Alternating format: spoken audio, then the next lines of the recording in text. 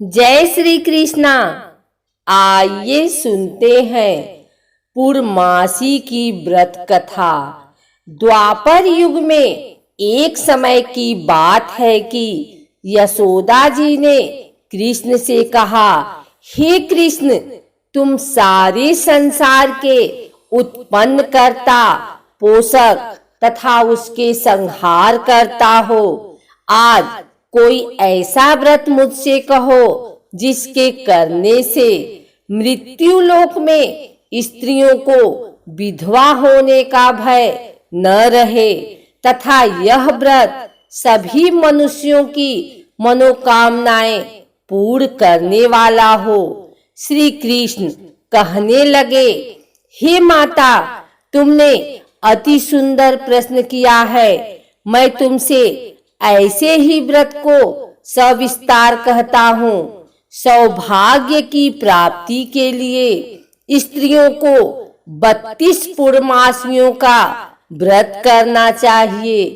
इस व्रत के करने से स्त्रियों को सौभाग्य संपत्ति मिलती है।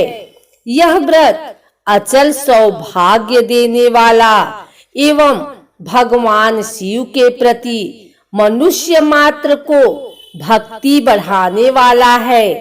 यशोदा जी कहने लगी, हे कृष्ण, सर्वप्रथम इस व्रत को मृत्यु लोक में किसने किया था?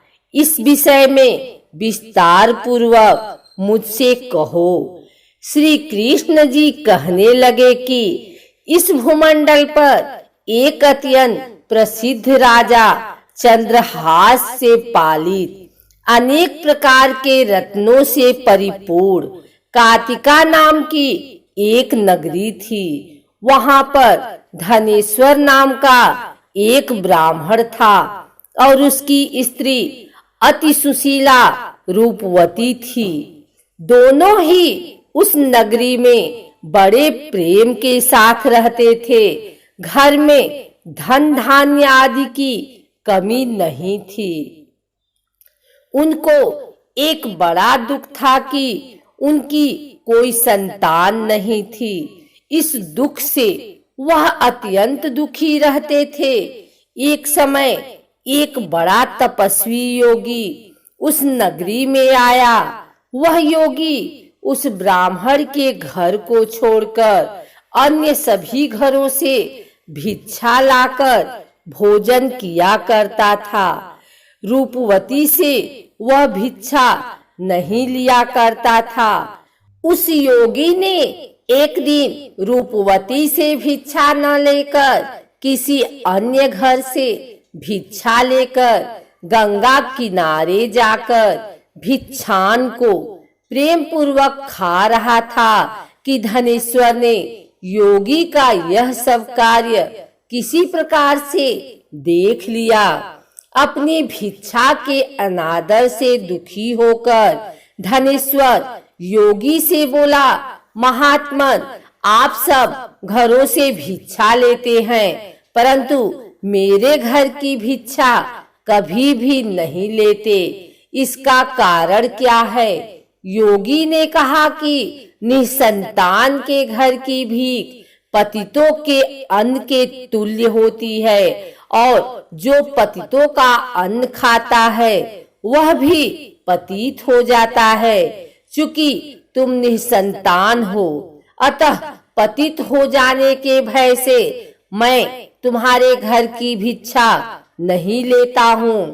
धनेश्वर यह बात सुनकर अपने मन में बहुत दुखी हुआ और हाथ जोड़कर योगी के पैरों पर गिर पड़ा तथा आर्त भाव से कहने लगा, हे महाराज, यदि ऐसा है तो आप मुझको पुत्र प्राप्ति का उपाय बताइए। आप सर्वज्ञ हैं, मुझ पर अवश्य ही यह कृपा कीजिए। धन की मेरे घर में कोई कमी नहीं परंतु मैं पुत्र न होने के कारण अत्यंत दुखी हूँ। आप मेरे इस दुख का हरण करें। आप सामर्थ्यवान हैं। यह सुनकर योगी कहने लगे, हे ब्राह्मण, तुम चंडी की आराधना करो। घर आकर उसने अपने स्त्री से सब वृत्तांत कहा और स्वयं तप के निमित्त वन में चला गया। वन में जाकर उसने चंडी की उपासना की और उपवास किया। चंडी ने 16वें दिन उसको स्वप्न में दर्शन दिया और कहा, हे धनेश्वर, जा, तेरे पुत्र होगा, परंतु वह 16 वर्ष की आयु में ही मृत्यु को प्राप्त हो जाएगा। यदि तुम दोनों स्त्री पुरुष 32 पूर्णमासियों का व्रत विधि पूर्वक करोगे तो वह दीर्घायु होगा।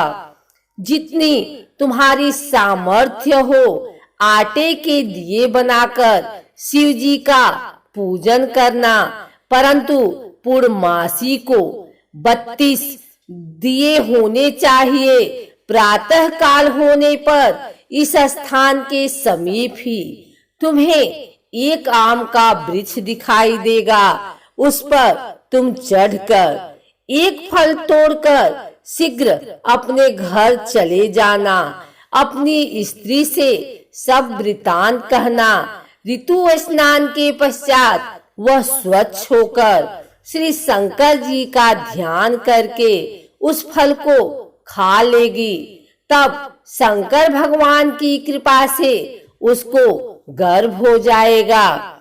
जब वह ब्राह्मण प्रातः काल उठा तो उसने उस स्थान के पास ही एक आम का वृक्ष देखा, जिस पर एक अत्यंत सुंदर आम का फल लगा हुआ था। उस ब्राह्मण ने उस आम के वृक्ष पर चढ़कर उस फल को तोड़ने का प्रयत्न किया, परंतु वृक्ष पर कई बार प्रयत्न करने पर भी वह नहीं चढ़ पाया।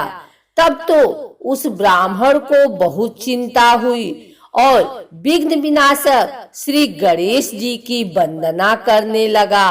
हे दयानिधे, अपने भक्तों के विघ्नों का नाश करके उनके मंगल कार्य को करने वाले, दुष्टों का नाश करने वाले, रिद्धि सिद्धि के देने वाले, आप मुझ पर कृपा करके इतना बल दें कि मैं अपने मनोरथ को पूर्ण कर सकूं।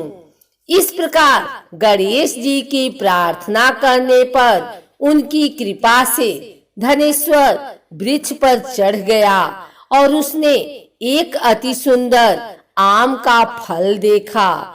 उसने विचार किया कि जो वरदान से फल मिला था वह यह है और कोई फल दिखाई नहीं देता। उस धनेश्वर ब्राह्मण ने जल्दी से उस फल को तोड़कर अपनी स्त्री को लाकर दिया और उसकी स्त्री ने अपने पति के कथनानुसार उस फल को खा लिया और वह गर्भवती हो गई। देवी जी की असीम कृपा से उसे एक अत्यंत सुंदर पुत्र उत्पन्न हुआ, जिसका नाम उन्होंने देवीदास रखा। माता पिता के हर्ष और शोक के साथ वह बालक शुक्ल पक्ष के चंद्रमा की भांति अपने पिता के घर में बढ़ने लगा। भवानी की कृपा से वह बालक बहुत ही सुंदर, सुशील और विद्या पढ़ने में बहुत ही निपुण हो गया। दुर्गा जी की आज्ञा अनुसार उसकी माता ने 32 पूर्णमासी का व्रत रखना प्रारंभ कर दिया था, जिससे उसका पुत्र बड़ी आयु वाला हो जाए। 16वां वर्ष लगते ही देवीदास के माता पिता को बड़ी चिंता हो गई कि कहीं उनके पुत्र की इस वर्ष मृत्यु न हो जाए। इसलिए उन्होंने अपने मन में विचार किया कि यदि यह दुर्घटना उनके सामने हो गई तो वे कैसे सहन कर सकेंगे। उन्होंने देवीदास के मामा को बुलाया और कहा कि हमारी इच्छा है कि देवीदास 1 वर्ष तक काशी में जाकर विद्या अध्ययन करे और उसको अकेला भी नहीं छोड़ना चाहिए। इसलिए साथ में तुम चले जाओ और 1 वर्ष के पश्चात इसको वापस लौटा लाना। सब प्रबंध करके उसके माता पिता ने काशी जाने के लिए देवीदास को एक घोड़े पर बैठाकर उसके मामा को उसके साथ कर दिया, किंतु यह बात उसके मामा या किसी और से नहीं कही। धनेश्वर ने सपत्नी अपने पुत्र की मंगल कामना तथा दीर्घायु के लिए भगवती दुर्गा की आराधना और पूर्णमासियों का व्रत करना आरंभ कर दिया। इस प्रकार बराबर 32 पूर्णमासी का व्रत पूरा किया। कुछ समय पश्चात एक दिन वह दोनों मामा और भांजा मार्ग में रात्रि बिताने के लिए किसी ग्राम में ठहरे हुए थे।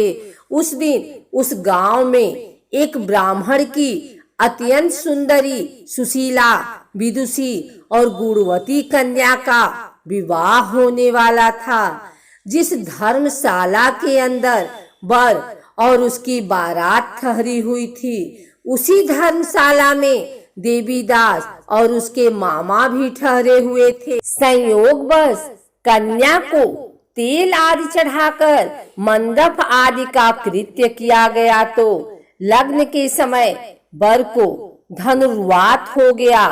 अस्तु वर के पिता ने अपने कुटुंबियों से परामर्श करके निश्चय किया कि यह देवीदास मेरे पुत्र जैसा ही सुंदर है, मैं इसके साथ ही लग्न करा दूं और बाद में विवाह के अन्य कार्य में मेरे लड़के के साथ हो जाएंगे।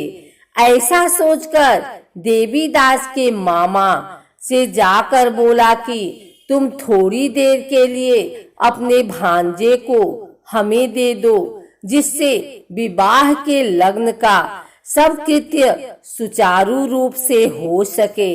तब उसका मामा कहने लगा कि जो कुछ भी मधुपर्क आदि कन्यादान के समय वर को मिले वह सब हमें दे दिया जाए तो मेरा भांजा इस बारात का दूल्हा बन जाएगा।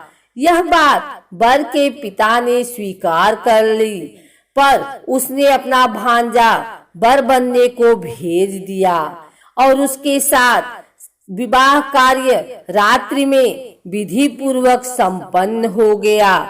पत्नी के साथ वह भोजन न कर सका और अपने मन में सोचने लगा कि न जाने यह कैसी स्त्री होगी। वह एकांत में इसी सोच में निश्वास छोड़ने लगा तथा उसकी आंखों में आंसू भी आ गए।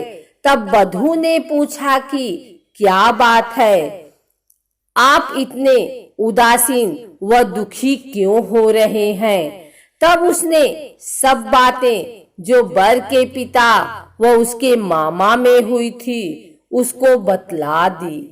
तब कन्या कहने लगी कि यह ब्रह्म विवाह के विपरीत हो कैसे सकता है? देव, ब्राह्मण और अग्नि के सामने मैंने आपको ही अपना पति बनाया है, इसलिए आप ही मेरे पति हैं। मैं आपकी पत्नी रहूंगी, किसी अन्य की कदापि नहीं। तब देवीदास ने कहा, ऐसा मत कहिए, क्योंकि मेरी आयु बहुत थोड़ी है। मेरे पश्चात आपकी क्या गति होगी? इन बातों को अच्छी तरह विचार कर लो। परंतु वह दृढ़ विचार वाली थी, बोली कि जो आपकी गति होगी वही मेरी गति होगी। हे स्वामी, आप उठिए और भोजन करिए, आप निश्चय ही भूखे होंगे। इसके बाद देवीदास और उसकी पत्नी दोनों ने भोजन किया तथा शेष रात्रि में सोते बने।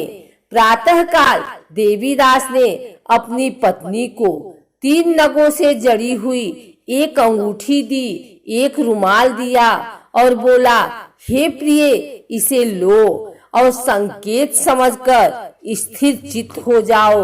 मेरा मरण और जीवन जानने के लिए एक पुष्प वाटिका बना लो, उसमें सुगंधित वाली एक नौ मल्लिका लगा लो, उसको प्रतिदिन जल से सींचा करो और आनंद के साथ खेलो कूदो तथा उत्सव मनाओ।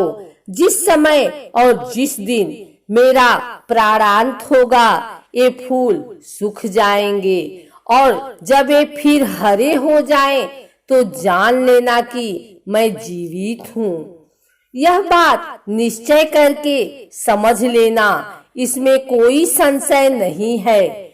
यह समझाकर वह चला गया।